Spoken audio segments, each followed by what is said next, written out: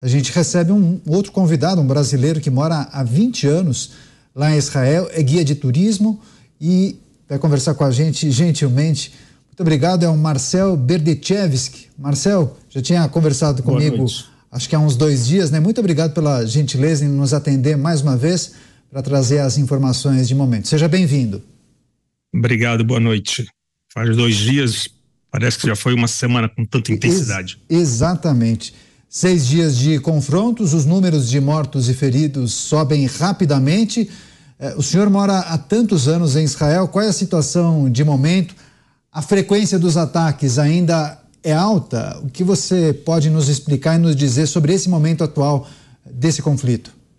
Bom, esse momento atual diminuiu bastante os lançamentos de foguetes a larga distância, mas mantém-se os foguetes próximos à região da faixa de Gaza. Paralelamente a isso, a Hezbollah vem nos últimos 2 dias, a gente usa uma expressão que é esquentar a fronteira, ou seja, despertar também a tensão e mostrar também talvez a solidariedade dela como movimento terrorista junto com Hamas, fazendo também tensão no norte, lançando foguetes, fazendo ameaças e lançando drones, despertando todo o alarme no norte de Israel. Ou seja, é uma tentativa de manter o caos e o terror, que esse é o propósito deles, como organizações terroristas em toda a sociedade israelense. E, logicamente, a questão dos terroristas que invadiram no fatídico sábado, descobrimos cada vez mais que os números são bem maiores do que foi comentado no início, e ainda hoje se encontra terroristas escondidos e que são pegos nas cidades próximas à região de Gaza, 1 hora de distância. Ainda hoje o exército vem prendendo esses terroristas. Lamentavelmente, alguns entram em conflito bélico direto e são assassinados, em defesa, logicamente, para que impeçam o menos possível de mais matanças do que já foi, né? Já basta de chacina que se passou aqui nesse fim de semana. Marcel Berdichevski conversando ao vivo com a gente aqui na Jovem Pan News. Roberto Mota, sua questão, Mota. Boa noite, Marcel. Nós temos ouvido muitas histórias sobre o que aconteceu nos últimos dias, incluindo histórias de heroísmo, de pessoas que colocaram sua vida em risco para salvar outras, algumas que enfrentaram os terroristas. Há alguma história que você tenha ouvido sobre o que aconteceu nesses dias e que tenha te marcado, tenha te impactado de uma forma especial? Olha, a verdade é que a gente tem 24 horas por dia aqui, sem parar, de histórias de, realmente, como você falou, bravura, alguns mártires que posso dar exemplo de agora. Acabei de ouvir um que estudou na escola com meu filho, que junto com o irmão dele, quando ouviram a notícia que teve a invasão de terroristas no sábado, eles que eram já saídos do exército, já tinham terminado seu serviço militar, pegaram seus uniformes e foram para o fronte para combater, mataram diversos terroristas e acabaram assassinados pelos terroristas durante o combate. Isso demonstra apenas um pouco da consciência nacional, da irmandade que existe dentro da sociedade israelense, onde as pessoas, na hora de uma necessidade, vão se levantar, mesmo sem ser convocados, mesmo sem estar armados apropriadamente, vão lá fazer a defesa dos seus irmãos. Isso sejam eles judeus ou beduínos. Hoje ouvimos histórias também de beduínos que lutaram. Lamentavelmente, dentre os caídos também temos muçulmanos que morreram também nesses atentados e assassinados pelos terroristas da Hamas. Agora, José... tem muitas. Pois não, Marcel. Eu vou chamar o José Maria Trindade, ele também vai elaborar uma questão para o senhor. Zé Maria, sua vez, por favor. Pois é, Marcel, economicamente, Israel vai enfrentar problemas aí para os próximos dias, e particularmente você que trabalha numa área de turismo, né? Dificilmente haverá turismo, a previsão é de que por um bom tempo, né? Como é que é essa retomada de vida, a volta à normalidade, o que você está pensando, Marcel? Pensa em voltar para o Brasil?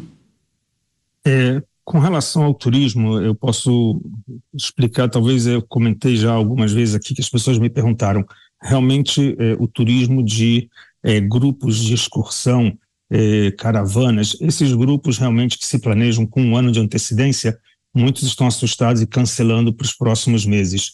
Mas o turismo privado, esse turismo, na hora que o cessar-fogo acontece, ele volta imediato. A sociedade israelense, de novo, são mais de 70 anos de realidade do Estado, 75 anos de Estado com conflitos a cada década. Sempre soube ultrapassar essa realidade. O Estado continua atuando, a economia continua funcionando com um ritmo devagar em algumas áreas. Escola, por exemplo, voltaram como corona, em Zoom, as pessoas estão estudando em Zoom, ou seja, encontraram-se alternativas. E, logicamente, na hora que tiver um cessar-fogo, as ruas vão estar liberadas e os lugares abertos novamente, então o turismo privado voltará mais rápido do que os caravanas que se organizam por mais tempo, mas é uma questão de pouco tempo, não vai ser uma coisa tão longa. A gente, graças a Deus, conhece a realidade hoje, todo mundo vive de forma midiática, consegue ver a realidade muito rápido. Lamentavelmente, hoje, imaginam que a guerra é no país todo, e a guerra não é no país todo, existem pontos de guerra que são próximos às fronteiras com a relação de Gaza ou com o Líbano, mas o resto do país, uma vez que cessou esses lança-foguetes, a gente vive de forma bem segura. Então, espero que em breve a gente possa estar voltando a passear e poder passar nosso tempo aqui contando histórias e não falando sobre guerra. Só que vale a pena lembrar que a ameaça hoje aqui em Israel, mas é uma ameaça que ela é internacional, não só para o judeu em si, porque a Hamas ameaça o dia de amanhã, sexta-feira, que já é um dia especial para o Islã, como uma ameaça de atentados a todo o povo judeu por onde ele se encontra e israelenses por onde eles se encontram. Então, essa ameaça daí é uma ameaça que realmente faz a gente entender que esse conflito não é apenas um conflito territorial, porque isso o que teria a ver com um judeu que vive em Nova York ou em São Paulo? Ou seja, isso é uma ameaça entre, como foi falado pouco tempo atrás, eu vi uma parte da reportagem, entre o conflito do bem e do mal. O conflito entre as pessoas que querem fazer o bem e a paz, as pessoas que querem coexistir, e o conflito entre as pessoas que buscam apenas o caos. A gente não pode esquecer que 80 anos atrás, quando o Holocausto aconteceu, a Segunda Grande Guerra Mundial, algumas pessoas do bem, durante o período do Holocausto, se levantaram e combateram o nazismo. E não foram judeus, cristãos, como, por exemplo, o rei da Dinamarca. Ele mesmo, quando a Dinamarca é invadida, coloca a estrela amarela no peito. Se os nazistas vão querer que os judeus andem com a estrela amarela, ele e os seus súditos andarão juntos. Ou seja, todos eles se identificaram como judeus. Hoje, no mundo moderno, quem se identifica com o bem tem que falar: eu também sou judeu, eu também sou israelense. Está na hora do mundo escolher se ele quer fazer o bem ou se ele quer fazer o mal. É muito claro isso. Marcel Berdichevski, brasileiro que mora em Israel, está há 20 anos, atua como guia de turismo e atualizando para a gente sobre a situação neste momento em Israel, 6º dia de confrontos. Agora, Cláudio Dantas, sua pergunta, Dantas. Marcel, eu queria saber um pouquinho se você tem expectativa para a reunião de amanhã do Conselho de Segurança sobre exatamente esse conflito. Nós tivemos, inclusive, uma manifestação há pouco do Putin nas redes sociais, dizendo que agora é hora de se discutir a implementação da solução de 2 estados, como se nós estivéssemos verificando aqui, testemunhando uma guerra entre israelenses e palestinos e não entre o governo reagindo a um ataque terrorista.